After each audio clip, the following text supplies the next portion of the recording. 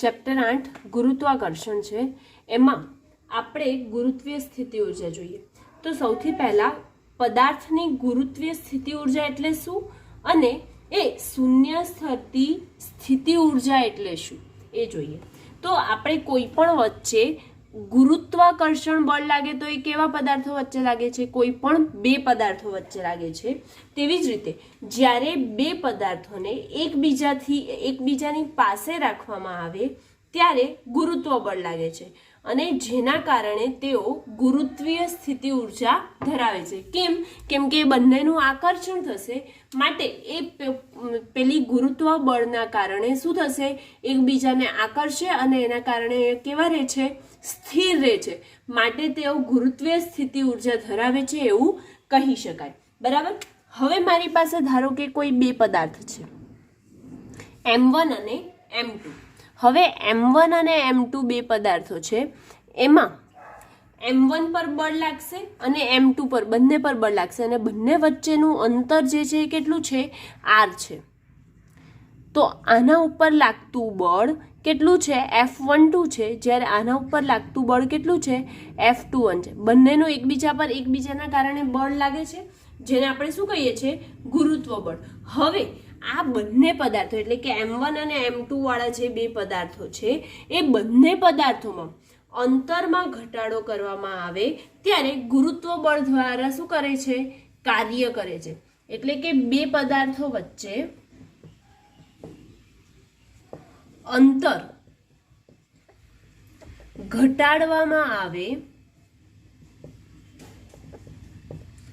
તો તેઓ શેના દ્વારા કાર્ય કરે છે? ગુરુત્વ બળ દ્વારા કાર્ય કરે છે। અને આ બે પદાર્થો એકબીજાથી દૂર લઈ જવામાં આવે તો ગુરુત્વ બળની વિરુદ્ધ કાર્ય કરે છે। ક્યારે નજીક લાવવામાં આવે તો એ ગુરુત્વ બળ દ્વારા કાર્ય કરે છે અને જો બંને પદાર્થો છે એમને દૂર લઈ જવાનું, પદાર્થનું અંતર વધારવામાં આવે એનો મતલબ શું થયો કે આપણે અંતર દૂર લઈ જઈએ છીએ બંનેને એકબીજાથી, તો તેઓ ગુરુત્વ બળ વિરુદ્ધ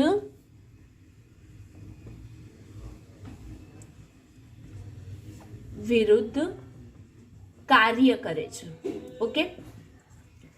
અને આ જે બંને પદાર્થો છે એ પદાર્થની ગુરુત્વીય સ્થિતિ ઉર્જા આ રીતે બદલી શકાય છે। કાં તો એમનું અંતર ઘટાડીને અથવા અંતર વધારીને તેમની ગુરુત્વ સ્થિતિ ઉર્જામાં શું કરી શકાય છે? ફેરફાર કરી શકાય છે। તો આના ઉપરથી ગુરુત્વીય સ્થિતિ ઉર્જાની ખાલી આપણે વ્યાખ્યા જોઈ લઈએ તો વ્યાખ્યા શું થાય? તો અનંત અંતરેથી, ક્યાંથી? અનંત અંતરેથી m દળના પદાર્થને બીજા કોઈ પદાર્થના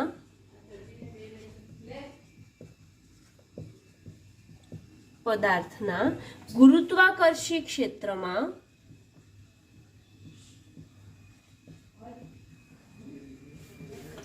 ક્ષેત્રમાં આપેલા બિંદુએ લાવવા માટે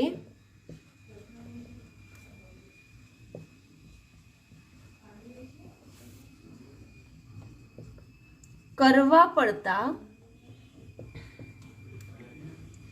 કાર્યને પદાર્થની તે બિંદુએ શું કહેવાય છે? ગુરુત્વીય સ્થિતિ ઉર્જા કહેવાય છે। ગુરુત્વીય સ્થિતિ ઉર્જા કહે છે। ક્યારે? જ્યારે કોઈ પદાર્થ છે આપણી પાસે એને અનંત અંતરેથી m દળના પદાર્થને બીજા કોઈ પદાર્થના ગુરુત્વ ક્ષેત્રમાં લાવવામાં આવે છે ત્યારે આપેલા બિંદુએ લાવવા માટે કરવા પડતા કાર્યને કયું કહેવાય છે? ગુરુત્વ સ્થિત ઉર્જા માટે કરવું પડતું કાર્ય એટલે કે ગુરુત્વીય સ્થિત ઉર્જા કહે છે। ઓકે। અને ગુરુત્વીય સ્થિતિ ઉર્જાની વ્યાખ્યા અને તેનું સમજ જે છે અહીંયા કમ્પ્લીટ થાય છે।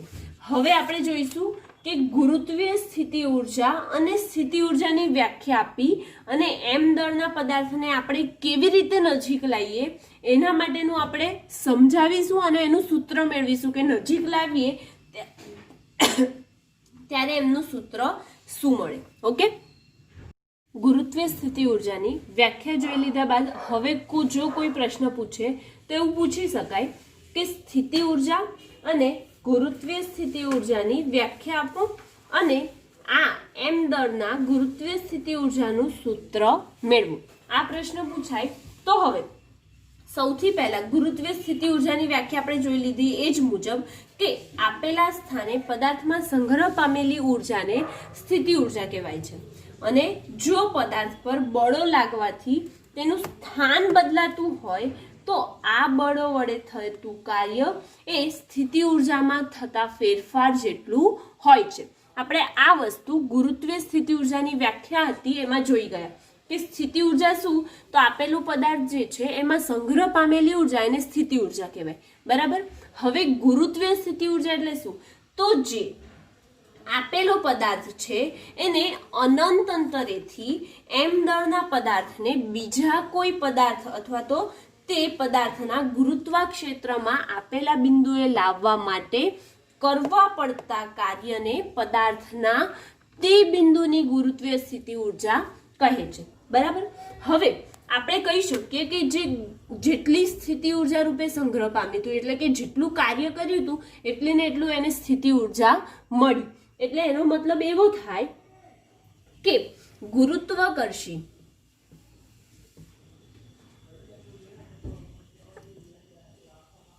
બળ એ સંરક્ષી બળ છે અને આ બળ દ્વારા મળતી સ્થિતિ ઉર્જાને ગુરુત્વીય સ્થિતિ ઉર્જા કહેવાય છે. ગુરુત્વાકર્ષી કેવું છે, સંરક્ષી બળ છે અને આ બળ દ્વારા મળતી સ્થિતિ ઉર્જાને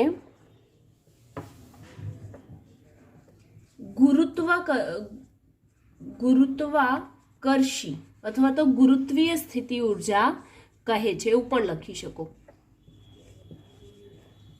હવે આપણે અહીંયા વ્યાખ્યા લખવાની જરૂર નથી કે જે અનંત અંતરેથી m દળના પદાર્થને બીજા કોઈ પદાર્થના ગુરુત્વાકર્ષી ક્ષેત્રમાં આપેલ બિંદુએ લાવવા માટે કરવા પડતા કાર્યને તે બિંદુએ ગુરુત્વીય સ્થિતિ ઉર્જા કહે છે. આ વ્યાખ્યા આપણે સમજી ગયા છે માટે લખવાની જરૂર નથી. હવે જો મારી પાસે આ એક પૃથ્વીની સપાટી છે, હવે પૃથ્વીની સપાટી છે એનામાં પૃથ્વીનું કેન્દ્ર ધારો કે O છે. હવે પૃથ્વીના કેન્દ્રથી મારી પાસે એક ઊંચાઈ h1 છે અહીં સુધીની અને બીજો પદાર્થ 2 છે એની ઊંચાઈ h2 છે. તો હું અહીંયાથી જે આ અંતર છે એને શું લઈ શકીશ, તો અહીંથી જે સપાટી વચ્ચેનું અંતર છે એને h2 લઈ લઈએ અને અહીંથી સપાટીનું અંતર છે એને શું લઈ લઈએ, h1 લઈ લઈએ. બરાબર.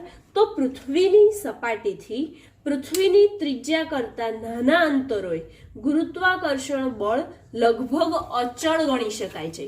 ક્યારે, જ્યારે પૃથ્વીની સપાટી છે ત્યાંથી પૃથ્વીના કેન્દ્ર કરતું નાનું અંતર હોય તો તેવા ગુરુત્વાકર્ષણ બળને કેવું ગણી શકાય છે, અચળ ગણી શકાય છે અને આ બળ પૃથ્વીના કેન્દ્ર તરફ લાગતું જ ગણી શકાય. ક્યાં લાગે છે, એ પૃથ્વીનું જે કેન્દ્ર O છે ત્યાં બાજુ લાગે છે એવું ગણી શકાય. તો આપણે આ એક પોઈન્ટ લખીએ કે પૃથ્વીની સપાટીથી પૃથ્વીની ત્રિજ્યા કરતા નાના અંતરોએ શું, પૃથ્વીની સપાટીથી પૃથ્વીની ત્રિજ્યાના નાના અંતરોએ ગુરુત્વાકર્ષણ કેવું ગણીએ છીએ આપણે, અચળ. એટલે કે ગુરુત્વાકર્ષણ બળ અચળ ગણી શકાય. અને આ જે બળ લાગે છે ક્યાં લાગતું હશે, એ પૃથ્વીના કેન્દ્ર પર લાગે છે તેવું ગણી શકાય. પૃથ્વીના કેન્દ્ર પર લાગે છે તેમ ગણી શકાય. ઓકે, હવે આ જો બળ પૃથ્વીના કેન્દ્ર પર લાગતું હોય તો આપણે પૃથ્વીની સપાટી પરથી બે કણ છે, કયા, એક 1 અને એક 2, તો એમની ઊંચાઈ h1 છે અને h2 છે અનુક્રમે. હવે આ જે બે પદાર્થ છે એમના દળ જે છે એ કેવા છે, સમાન છે. તો પૃથ્વીની સપાટીથી h1 અને h2 ઊંચાઈએ m દળના h1 થી h2 ઊંચાઈએ જવા h1 થી h2 ઊંચાઈએ m દળના પદાર્થને જવા માટે શું હશે, કરવું પડતું કાર્ય હશે. તો કરવું પડતું કાર્ય. હવે કાર્ય જે છે એ કેવી રીતે લખીએ છીએ, કાર્ય બરાબર બળ ગુણ્યા સ્થાનાંતર, આવું લખીએ છીએ આપણે. હા, તો હવે બળ એટલે કે પૃથ્વી છે તો એની બાજુ નીચે બાજુ જે બળ લાગે એ કેટલું લઈ લઈએ, mg જેટલું. અને સ્થાનાંતર કેટલું કરે છે, એને ક્યાંથી ક્યાં જવું પડે છે, h1 થી h2 એટલે કે અહીંથી અહીં સુધી જવું પડે છે.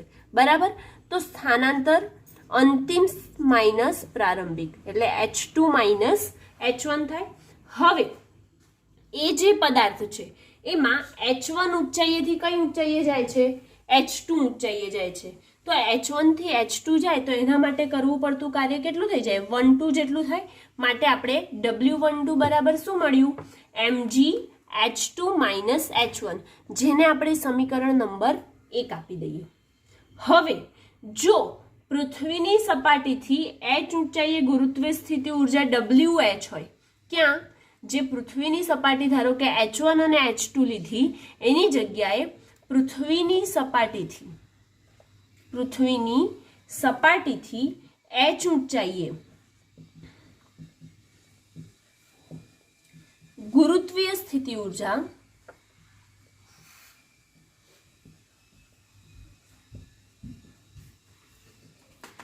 WH હોય તો શું થઈ શકશે, WH બરાબર mgh પ્લસ W0 પ્રારંભિક કાર્ય અને h ઊંચાઈએ પહોંચવા માટે કરવું પડતું કાર્ય. બરાબર, તો WH બરાબર mgh પ્લસ પ્રારંભિક કાર્ય. હવે આને હું સમીકરણ નંબર શું આપી દઉં છું, 2 આપી દઉં. તો એવી જ રીતે આનું શોધ્યું એવી રીતે 1 અને 2 માટે શોધી શકાય કે ના શોધી શકાય, શોધી શકાય. બરાબર, તો એના માટે લઈએ W. શેના માટે લઈએ, પહેલા 1 માટે. તો ખાલી h ની જગ્યાએ શું આવશે, h1 આવશે. સમીકરણમાં ખાલી ફરક કેટલાનો આવ્યો, h1 નો પ્લસ W0. અને તેવી જ રીતે જો બીજું સમીકરણ લખીએ તો શું આવશે, WH2 is equal to mgh2 plus W0. આ આપણે શું જોયું હમણાં સુધી કે ગુરુત્વીય સ્થિતિ ઉર્જાની વ્યાખ્યા જોઈ.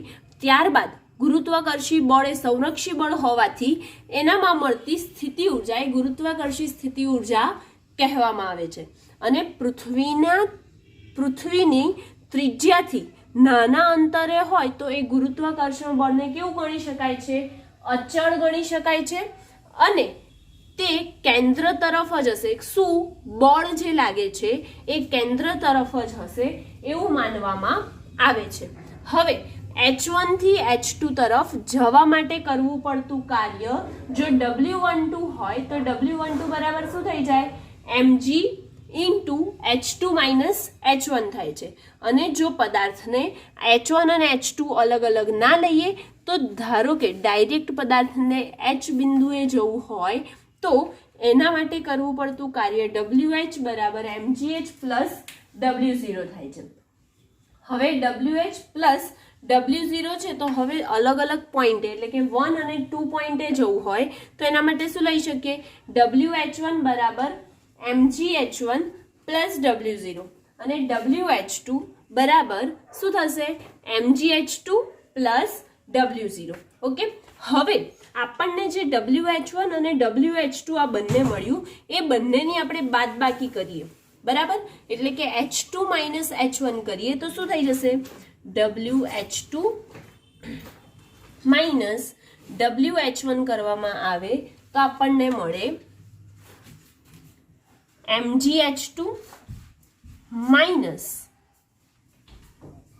MgH1 અને W0 અને W0 તો પ્લસ માઇનસ કેન્સલ થઈ જશે માટે આપણને શું મળ્યું WH2 બરાબર MgH2 માઇનસ MgH1 આમાંથી કોમન શું છે Mg કોમન છે તો Mg ને કોમન લઈએ ગાઈસ તો શું થઈ જશે H2 માઇનસ H1 હવે હું આ જે સમીકરણ મળ્યું છે એને આ સમીકરણને સમીકરણ એક સાથે સરખાવી દઉં બરાબર તો સમીકરણ એક સાથે સરખાવી દઈએ તો શું છે આ બંને સમીકરણ સરખા છે માટે બંનેની કઈ સાઈડ લેફ્ટ હેન્ડ સાઈડ સરખાવીશું તો લેફ્ટ હેન્ડ સાઈડ સરખાવીએ તો શું થઈ જશે કે WH2 minus WH1 is equal to શું મળ્યું W12 મળે છે અને જે W12 is equal to WH2 minus WH1 એની કિંમત મૂકી એને આપણે સમીકરણ નંબર શું આપી દઈએ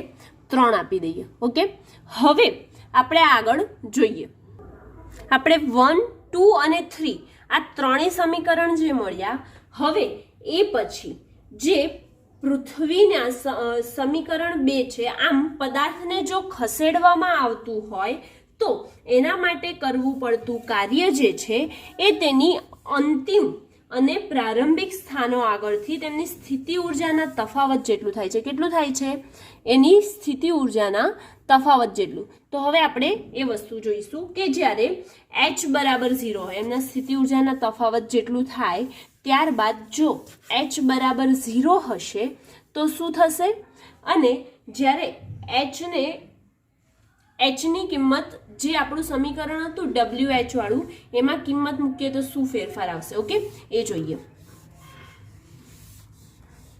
અને જો તમારે નોટ ડાઉન કરવું હોય તો તમે વિડીયો બેક જઈ અને પહેલા નોટ ડાઉન કરી વિડીયો પોઝ કરીને પછી આગળ જોઈ શકો છો ઓકે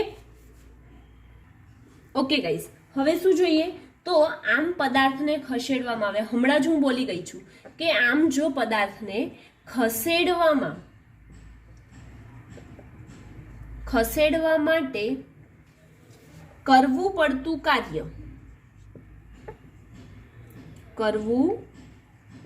પડતું કાર્ય તેના અંતિમ અને પ્રારંભિક સ્થાનો આગળની શું બતાવે છે સ્થિતિ ઉર્જામાં તફાવત જેટલું હોય છે એટલે કે આગળની સ્થિતિ ઉર્જાના તફાવત જેટલું હોય છે હવે જો એ સ્થિતિ ઉર્જાના તફાવત જેટલું હોય તો સમીકરણ 2 જે હતું શું હતું આપણું સમીકરણ 2 WH બરાબર ડાયરેક્ટ ખાલી હું સમીકરણ 2 જ લખતી પરંતુ આપણી પાસે સમીકરણ અહીંયા રફ થઈ ગયું છે માટે લખું છું કે WH is equal to MGH plus W0 હતું બરાબર તો હવે સમીકરણ 2 માં H બરાબર જો 0 મૂકવામાં આવે તો શું થઈ જશે WH ઇઝ ઇક્વલ ટુ 0 બરાબર Mg ઇન્ટુ 0 પ્લસ W0 મળશે માટે WH ઇઝ ઇક્વલ ટુ 0 આપણને શું મળે ખાલી W0 મળે અને W0 એ કેવું હોય અચળ હોય છે માટે આપણને કેવું મળે છે અચળ મળે છે અને આ પૃથ્વીની સપાટી પરની સ્થિતિ ઉર્જા છે કોની પૃથ્વીની સપાટીની સ્થિતિ ઉર્જા આપણને W0 છે એ અચળ મળી તો અહીં લખવું હોય તો લખી શકો કે આ પૃથ્વીની સપાટીની સ્થિતિ ઉર્જા છે હવે આપણે તો કોની વાત કરવાની છે તો આપણે તો આગળ જે સ્થિતિ ઉર્જા ગુરુત્વીય સ્થિતિ ઉર્જા છે અનંત અંતરે તેની વાત કરવાની છે તો માટે પૃથ્વીની સપાટીથી ઊંચાઈ વધતા ગુરુત્વ બળ અચળ રહેતું નથી આપણે જાણીએ છીએ આગળ સૌથી પહેલો પોઈન્ટ જ એ જોઈ ગયા હતા કે જો ત્રિજ્યાથી એનું અંતર નાનું હશે તો તેને અચળ ગણવામાં આવે છે પરંતુ જો તેની ઊંચાઈ એટલે કે ત્રિજ્યાથી વધી જાય તો ઊંચાઈ જો ત્રિજ્યાથી વધી જાય તો તેને અચળ ગણવામાં આવતું નથી, બરાબર. આમ પૃથ્વીની સપાટીથી ઈચ્છા પ્રમાણે આપણે સમીકરણ 3 જે છે એ સાચું છે એવું ના કહી શકીએ. હવે જો ઈચ્છા પ્રમાણે આપણે એની વધારતા હોઈએ ત્રિજ્યા અથવા તો ઊંચાઈ વધારતા જઈએ તો આ સમીકરણ સાચું છે પરફેક્ટલી એવું ના કહી શકાય. તો હવે એને સાચું જોવા માટે શું કરીએ કે પૃથ્વીના કેન્દ્રથી r અંતરે આવેલા બિંદુ m દળના કણ પર જો લાગતું ગુરુત્વાકર્ષણ પૃથ્વીના કેન્દ્રથી r અંતરે આવેલા બિંદુએ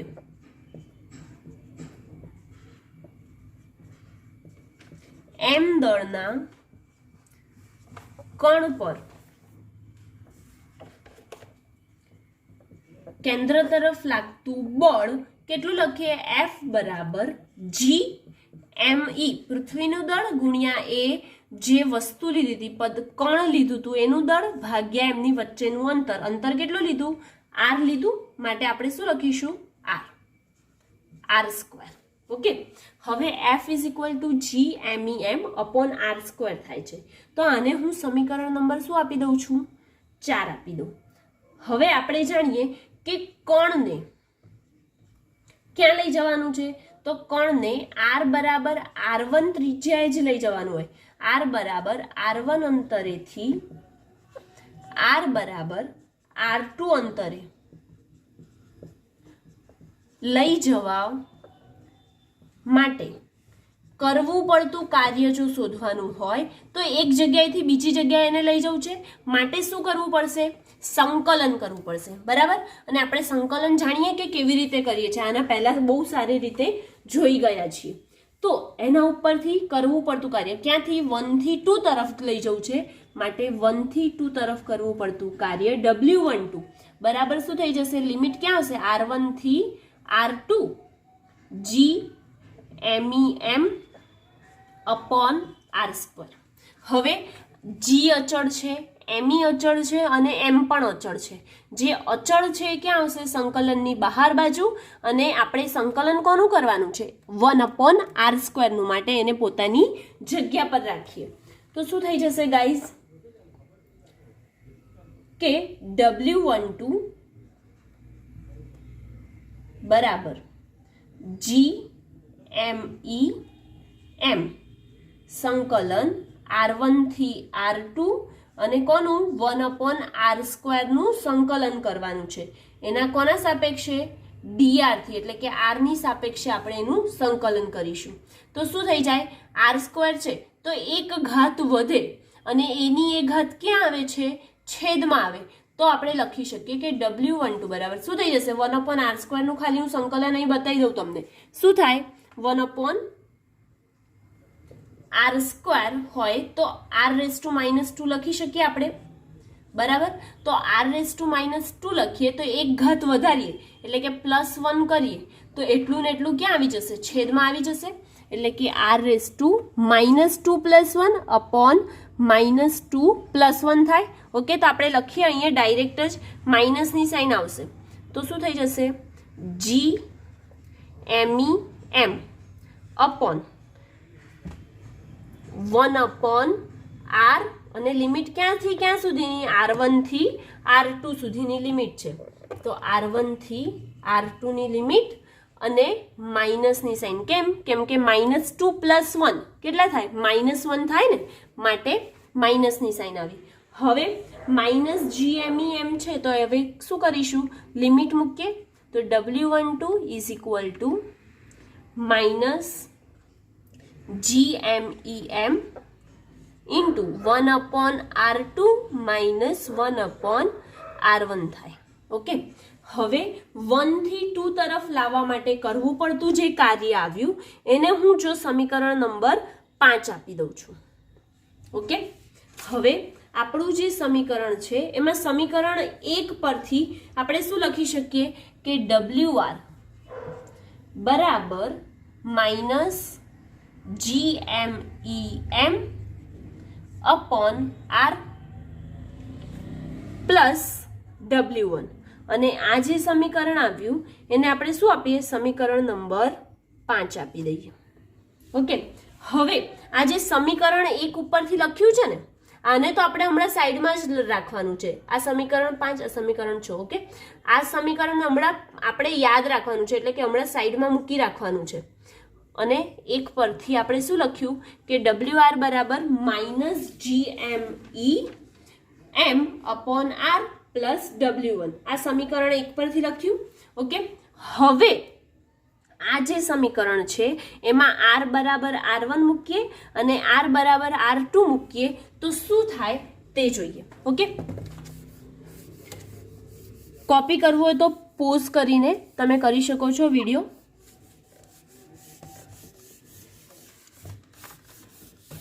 કેમ કે મારી પાસે જગ્યા નથી એટલે મારે આ રફ તો કરવું જ પડે. ઓકે ગાઈઝ, હવે જોઈએ આપણે સમીકરણ 6 માં શું મૂકવાનું હતું કે સમીકરણ 6 માં R બરાબર R1 અને બીજી વારમાં R બરાબર R2 મૂકતા. હવે મૂકીએ R બરાબર R1 અને R બરાબર R2 તો શું થઈ જાય, WR1 બરાબર -GME m upon R1 plus W1 m નું m અને WR2 મૂકીશું તો શું થઈ જશે, WR2 બરાબર -GME m upon R2 plus W2, કેમ કે બીજાનું હતું માટે W2. હવે આ સમીકરણ જે બે આવ્યા R1 અને R2 વાળા, તો R2 માંથી R1 ને માઇનસ કરીએ, આગળ કર્યું હતું એમ. જેવી રીતે H2 માંથી H1 ને માઇનસ કર્યું હતું એવી રીતે R2 માંથી R1 માઇનસ કરીએ તો શું મળશે જોઈએ આપણે. WR2 minus WR1 is equal to શું થશે, -GME m, એ તો કોમન, -GME m એ આપણામાંથી કોમન નીકળશે. બચ્યું શું આપણી પાસે, W1 અને W2. તો W1 અને W2 એને જો કેન્સલ કરી દઈએ, સોરી અહીંયા W1 જ આવશે અને GME m અપોન R2 છે તો એનામાંથી આને માઇનસ કરીએ તો શું મળશે, 1 upon R2 minus 1 upon R1 મળ્યું આપણને. હવે આ જે સમીકરણ છે એને હું સમીકરણ નંબર 7 આપી દઉં.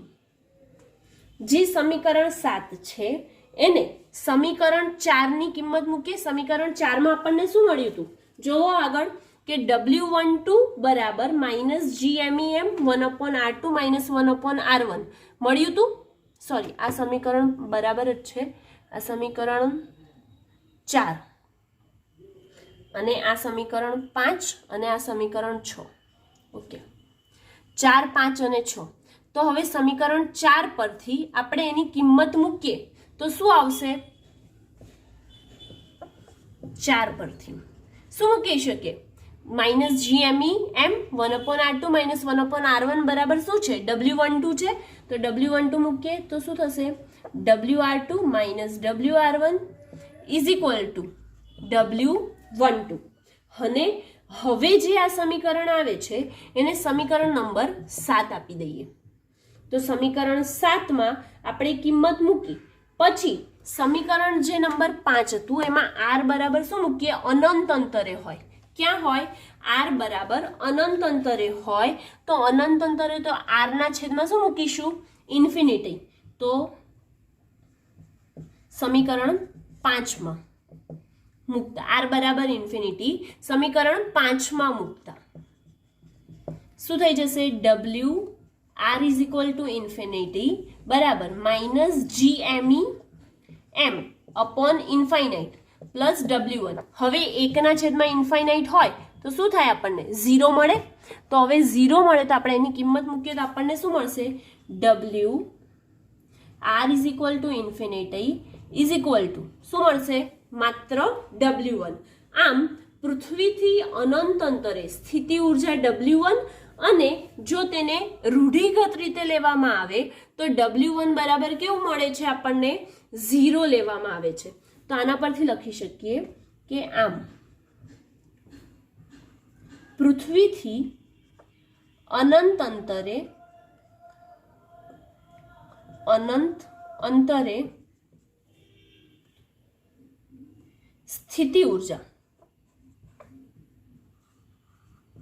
W1 અને રૂઢિગત રીતે એટલે કે એમનેમ લેવામાં આવે તો તેની સ્થિતિ ઉર્જા રીતે સ્થિતિ ઉર્જા W1 0 મળે છે. ઓકે, હવે આ 0 મળે છે અને આ અનંત અંતરે કેવું મળે છે, એની ઉર્જા W1 જેટલી મળે છે. તો એના ઉપરથી આપણે જો નવું સમીકરણ લખવું હોય તો લખી શકીએ ડાયરેક્ટ જ કે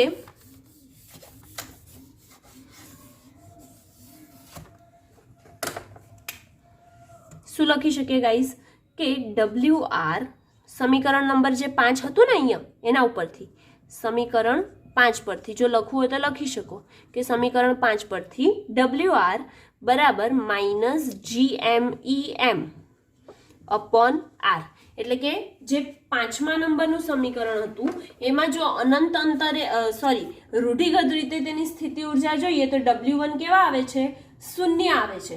માટે આપણે સમીકરણ 5 માં W1 ની કિંમત 0 મૂકી માટે આપણને શું મળ્યું, WR બરાબર માત્ર GMEM અપોન R મળ્યું. ઓકે, અને આ જે મળ્યું એને હું સમીકરણ નંબર શું આપી દઉં, 8 આપી દઉં. તમારે 0 લખવું હોય તો લખી શકો, ના લખવું હોય તો કોઈ વાંધો નથી. આમ આ કાર્ય પદાર્થની સ્થિતિ ઉર્જા ગણાય છે. પહેલામાં આપણે સ્થિતિ ઉર્જા તો ગણી હતી, પણ એ કોની ગણી હતી, પૃથ્વીની સપાટી પરની સ્થિતિ ઉર્જા ગણી હતી, બરાબર. પણ હવે પદાર્થની સ્થિતિ ઉર્જા આપણને મળી ગઈ. કેટલી? પદાર્થની સ્થિતિ ઉર્જા ગણાય છે. કેટલી મળી? WR બરાબર -GMEM અપોન R² જેટલી મળે છે. અને આના ઉપરથી આપણે કહી શકીએ કે જે ગુરુત્વાકર્ષણ બળના લીધે મળતી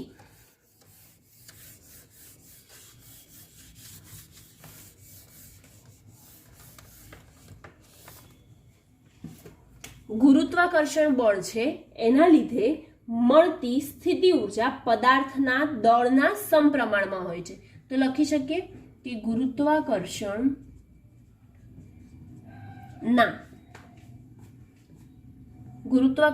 બળના લીધે બળના લીધે મળતી સ્થિતિ ઉર્જા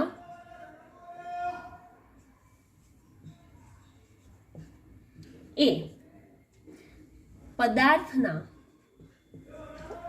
દળના કેવા પ્રમાણમાં છે, સમપ્રમાણમાં છે એવું કહી શકાય. હવે જો એ પદાર્થના સમપ્રમાણમાં હોય તો એને ગાણિતિક સ્વરૂપે લખીએ તો WR બરાબર શું થશે, સ્થિતિ ઉર્જા VR ઇઝ પ્રપોઝનલ ટુ M. ગુરુત્વાકર્ષણ બળના લીધે મળતી સ્થિતિ ઉર્જા એ પદાર્થના દળના સમપ્રમાણમાં હોય છે. અને જો પદાર્થનું દળ કેવું હોય, M1 અને M2 બંને હોય, અલગ અલગ હોય, તો દળના બે કણો વચ્ચેનું અંતર પણ કેટલું થશે, વચ્ચે અંતર R થાય તો વચ્ચે અંતર R છે તો તેની સ્થિતિ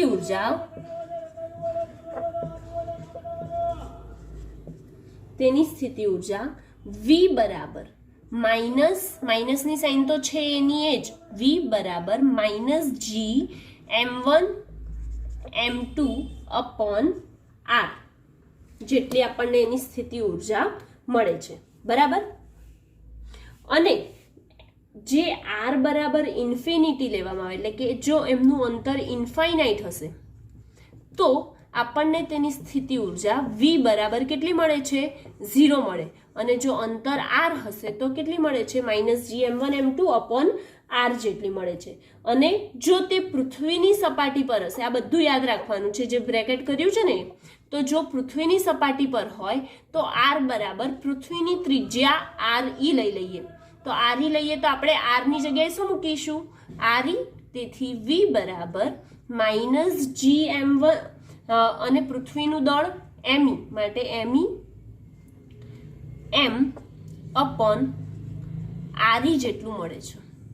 ઓકે, અને આમ અલગ કરેલા તંત્રની કુલ સ્થિતિ ઉર્જા તેના ઘટક કણોની દરેક શક્ય જોડ માટેની ઉર્જાઓના સરવાળા જેટલી હોય છે. કેટલી હોય છે? આ વાક્ય જે બોલું છું એ ધ્યાનથી સાંભળજો. ચલો અહીંયા લખી કાઢું છું કે અનંત અંતરે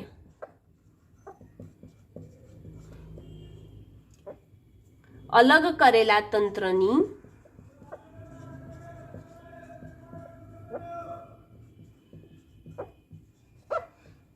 કુલ સ્થિતિ ઉર્જા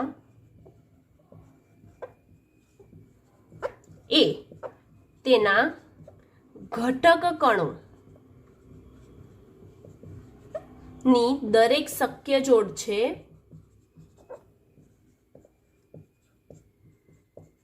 તેની ઉર્જાઓના સરવાળા જેટલી હોય છે. એટલે કે આ જે સ્થિતિ ઉર્જા મળે છે ને એના સ્થિતિ ઉર્જાઓના કુલ સરવાળા જેટલી હોય છે અથવા તો ખાલી સરવાળા જેટલી હોય છે.